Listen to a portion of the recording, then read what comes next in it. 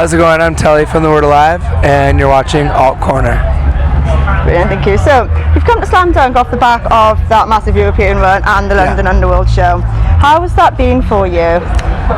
Incredible. I think my favorite thing probably about it was we're celebrating 10 years of being a band, putting on music, touring, and really the set starts to turn once we hit about midway, and then it just gets bigger and better. So most of our fans that come out to see us are newer fans over the last 3 to 5 years. So even though we've been for 10 years, a lot of those fans, it's kind of nostalgic, but they're not active participatory fans. So we didn't know though, you never know until you get that far. And it really reinforced, the direction we've been going, how we feel. It made us feel like everything we're doing is the right, choice. And so it was great because when you're singing your newest songs way louder than your old songs, it lets you know that people are actively growing with you. So it was very great. And they're actually liking the change as well and going through it. That's on talking about, obviously mentioning the set earlier, you mentioned on about 10 years of the band, and you said that you weren't supposed to be here. So what did you mean by that? Well, just I think most bands, especially coming from the underground scene, no one starts a band with a lot of backing, with the expectation that you're going to be a band for years and years and years. None of us started being a band because we were let's make our career being in a band. Whereas on a different level, there's a lot of they piece together things. They're you're going to do this, and it's a business thing. For us, we just were dudes who liked music that started playing together. So that's what it meant. Culturally speaking, in the underground world and seeing our music, the average band only lasts 2 to 4 years. So the fact that we've lasted 10 years, we're in that small percentage of bands that we've rode the wave, and we've seen great success, slowed down, picks up, slows down, picks up. And to truly be a great band, I think you need to ride that wave, and we feel like the best is yet to come. Nice. That's fair. I think the best probably is, because every time, I came in sort of during Dark Matter era. That's when I came into the Word Life properly. And then I went back to all the old stuff and was oh wow. And then when Violent Noise came out, I was oh, what's this going to be like? And then I couldn't believe the difference, but at the same time I was this is actually really great. And it's it's my second favourite album, because obviously Dark Matter has to be my favourite, because it's the one that got me actually there. Dark Matter did really well in Europe, in the UK in particular, and those songs really translate well. We didn't play too much of it tonight, but we kind of played 3 songs, I guess, out of 8 from that era. Trapped, Made This Way, Sell Out, and then Misery, some people consider to be that era too, because it was a standalone single after it. But so half of our set was pretty much that, and it's for a reason. People really gravitate towards it, and then Violent Noise, I think, is an extension that once you see it live, in particular, you're oh, okay. Because every show after we played, it's we sell out of our CDs for Violent Noise, where people are oh, okay, I like this now. And I'm that's fine. If you need to see us live to make that decision, cool, come see us live. Yes, it's because everything translates differently. From a record to live. A record can sound light, and then you play it live and it's completely different. It's a lot heavier. I saw the same with Bless the Fall at Download last year. Everybody was complaining about how light their newest album was, and then I saw them live and was because I listened to the record and I was well, no, it sounds really good. I don't care if it's live, it's heavy or what, it sounds good. It's all that matters. And then I saw them live and was no, this sounds exactly like the rest of their old stuff, so why do people complain? I get that, but it's we have more people moshing to our song Lighthouse than we do The Hounds of Anubis. So all those people being oh, it's not heavy anymore, we want to do this. I'm well, where are you? Because the people who like those songs are going harder than you are. So I just don't really care anymore. Those fans are on the internet. they're not buying records, they're not listening to us. We can see the numbers. Like, that's what fans don't understand is we can see the streaming numbers, we can see the album sales. Like, not the album sales really matter anymore, but we see it, and then we play them live, and we see the difference. Like, there's a small percentage of fans from the beginning, but those same fans are going harder for the new songs. Yeah. And then we have the new fans that are definitely going harder for the new songs.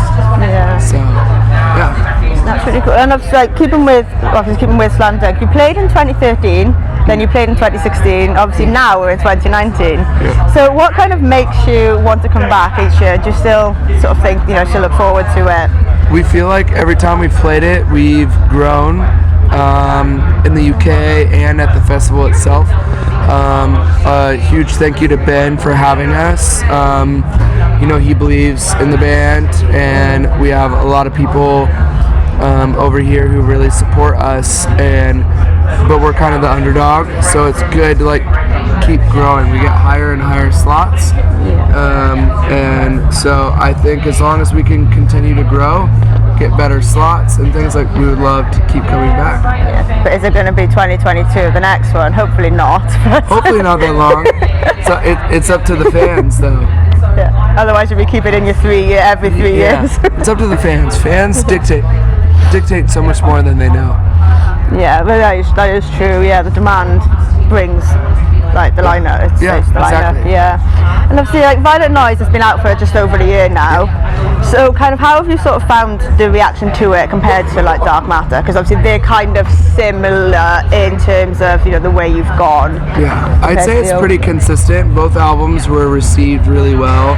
Obviously there's that small minority of fans who would love to see us go back and make our first record again, but to them we say, you have that record, you can listen to it anytime. We've been playing it for so long, and it hasn't done anything for us personally, professionally, business-wise. To be a band that's still going to be playing shows in 2020, 2025, 2030, we want to play the music that we love, but also that our fans love. So that combination, it has led us here, and we're very excited about that record, but we feel like we're just getting started. Dark Matter, in a lot of ways, we considered our first record.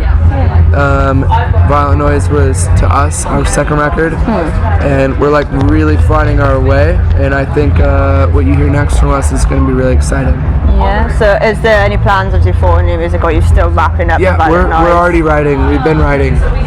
So we're going to write all this year, and hopefully by the end of the year or early next year, you'll hear something new. Nice. That's great. Yeah, that would be great to hear something new. Even though everything is amazing anyway, but well, thank you. New stuff is good. Yeah. New is good. It's fun. Yeah, and then going back to the 10 years as a band, is there anything that looking back on you wish that you'd either changed or done at a slightly different time, or?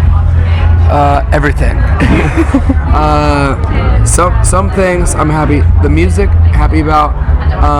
All the things behind the scenes would have done differently.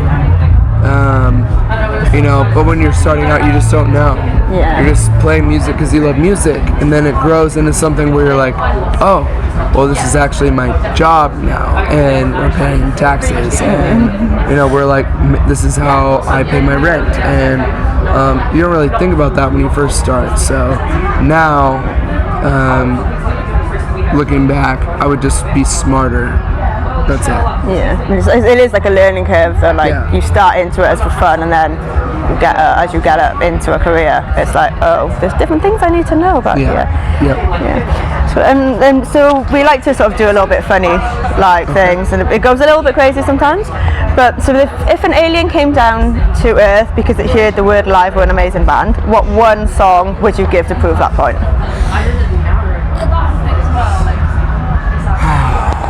Well, I have 3 songs that are pretty much my favorite 3 songs.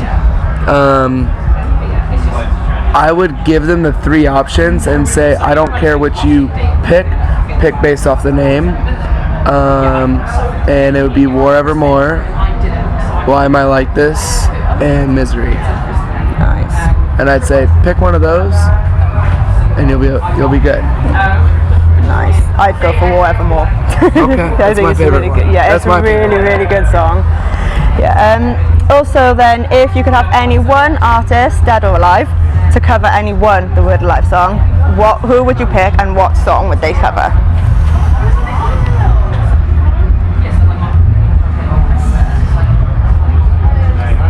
I would say Nirvana, Why Am I Like This? I think that would go quite well. Yeah. We blend those songs live a little bit, so I think that'd be cool. Yeah, that would go quite well. And then we like to sort of play like a little game where we're asked to pick a number between 1 and 15, and each number then is a different question. 5.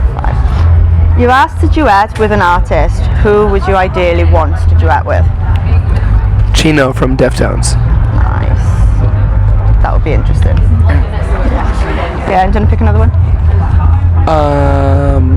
Let's go 13. If you could only speak one word for the week, what would it be? Fuck. Kind of goes with everything, really, doesn't it? Yeah. Nice. And then do you want to do another one? Matt's off camera. Matt, what number 1 to 15? What number should I pick? Yeah.